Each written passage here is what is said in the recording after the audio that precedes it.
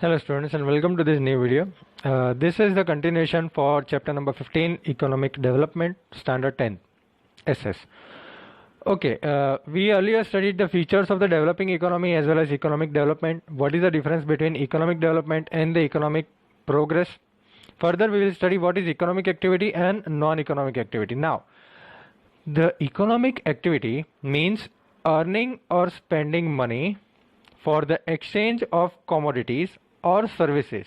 For example, activities of a farmer, an artisan, a businessman, a teacher, etc. are included in the economic activity. So all those activities which have money in between or which have money in the center, which involves money, are known as economic activity. Money can be earned by providing your skills as well as your jobs. Money can be spent for the exchange of commodities. Commodities means products or services.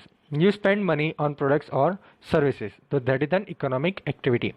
The examples include activity of a farmer. The farmer grows the crops and sells it in the market to earn money. An artisan sells his art to earn money. A businessman trades as well as does business to earn money. And a teacher who teaches in the school is also an economic activity. Now, we will see what is non-economic activity. Now, you will clearly know that those activities that are not aimed at obtaining income or reciprocate something indirectly are called non-economic activity. Let me make it simple for you. Those activities which does not have money in the center or the main objective is not to earn money, not to earn the income or reciprocate something. Reciprocate means to give something back, is known as non-economic activity. Let us see the examples. These are very good examples. Nurturing of a child by the mother. Now, all the mothers in the world nurture a child not for any economic activity. It is non-economic activity. They do not have the expectation from the child of money. Activities of social services done by a social worker. Social worker who works voluntarily, gives his social services. Those activities are not for earning money, can be identified as non-economic activities. Let us see further. So students, these economic and non-economic activities, both these activities are there in the country. In each and every country, both these activities can be seen, and these are very natural activities. Daily it happens, and many a times we don't know that it is an economic or non-economic activity. So in a country, this type of activities goes on in lakhs and crores of times. Structure of Indian economy comprises of all these activities. Now, while we are not talking about non-economic activities here, because we are studying economic development and not non-economic development and any other development, we will talk about economic activities now. These economic activities comprise the whole India. You know, India is full of economic activities on a daily basis. So, the structure of Indian economy is made by the economic activities. And now, it is very much important to divide these economic activities into various sectors. See, the first sector is, let me show you, the first sector is primary sector. The second is secondary sector, and the third is service sector. Now these are the three sectors in which all the industry, all the businesses, all the economic activities are comprised of, are divided. Primary sector, let us see the primary sector. Agriculture and agriculture related activities such as cattle rearing, cattle breeding, fishing, poultry farm, collection of forest products, mining of raw metal, etc. are included in primary sector section.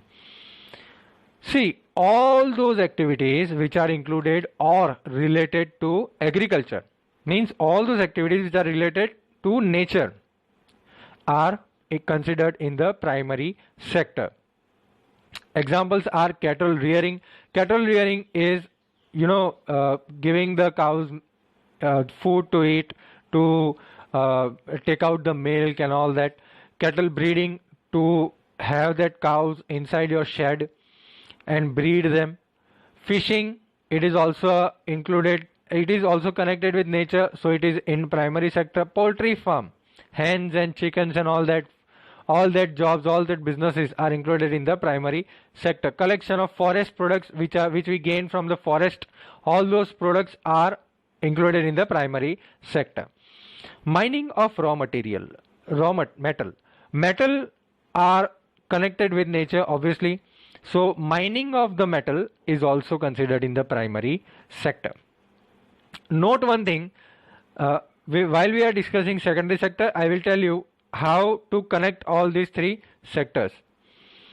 Now we will talk about secondary sector. Secondary sector is that sector where small and large scale industries, factories, construction, electricity, gas and water supply are included. This section is also acknowledged as industry sector. We can call it as industry sector, which includes the production from small pin to gigantic machines. Gigantic means very big machines.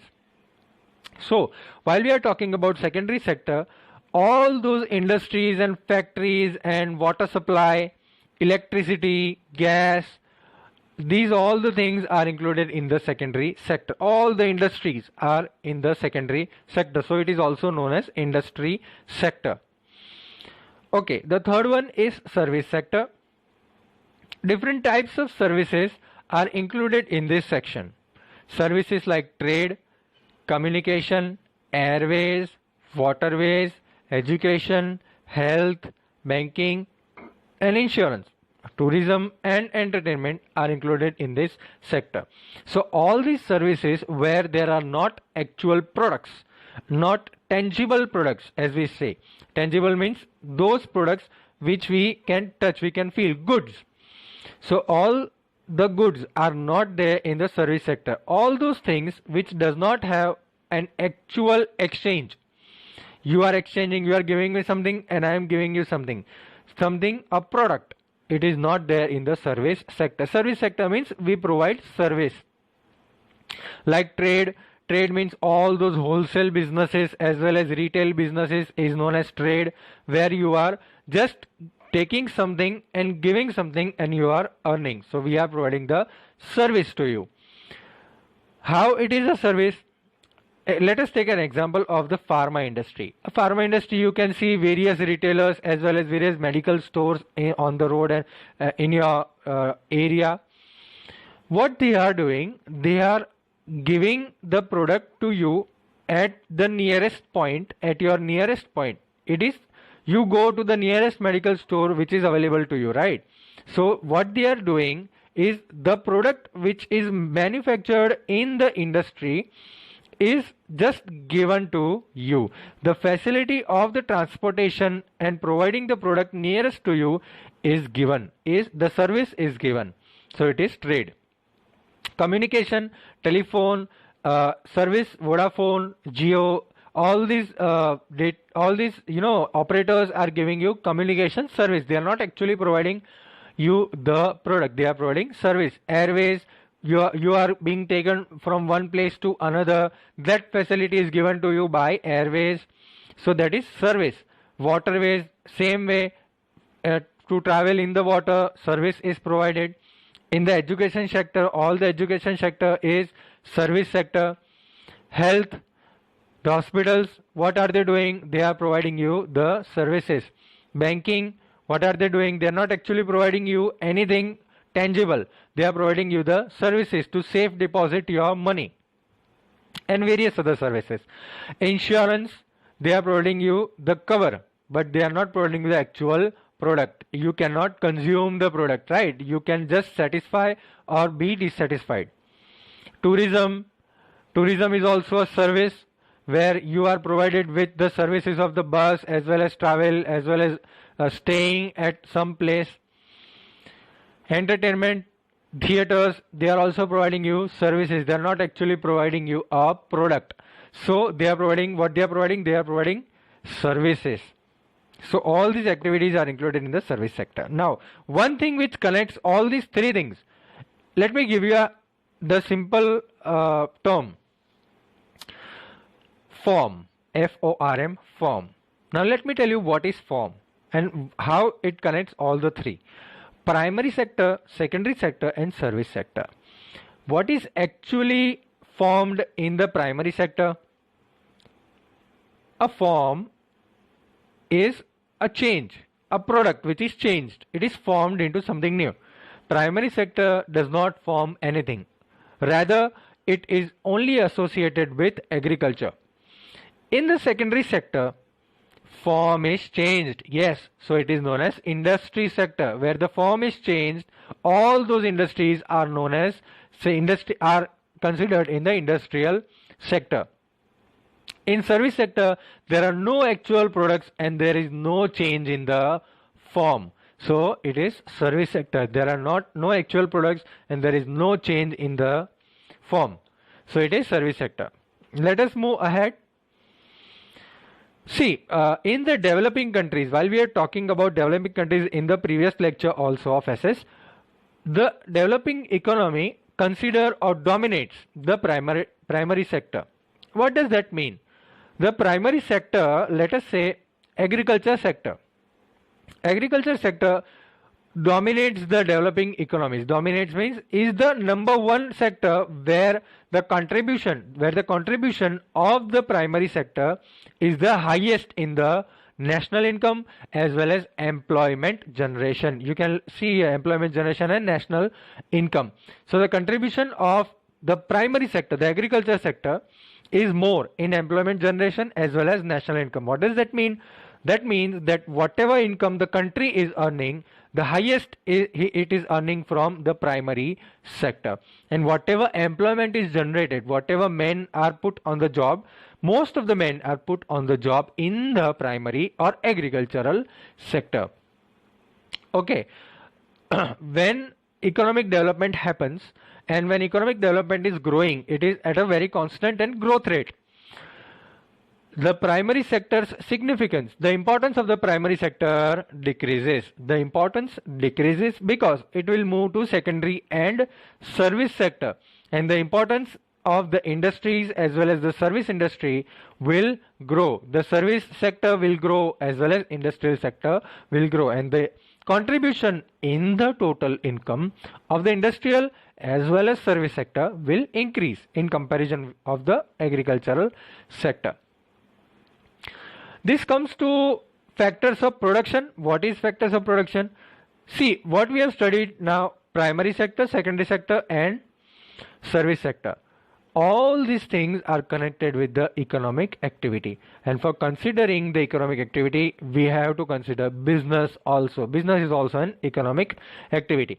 What is necessary as a businessman to produce or to create something or to do something new?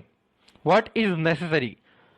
So, production is done with the help of natural resources and labor.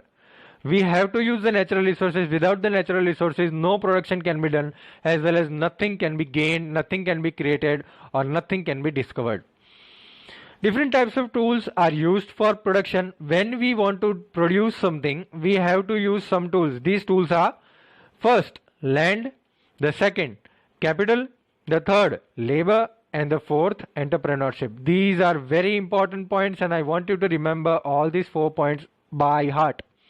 The first is land, the second is capital, the third is labor, and the fourth is entrepreneurship. Okay, the first point is land.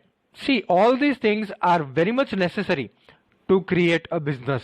Okay, these factors of production. If you want to produce something, if you want to open a factory, let us say you are opening a factory. Let us say you are opening, you want to do business of medical field and you want to open a factory.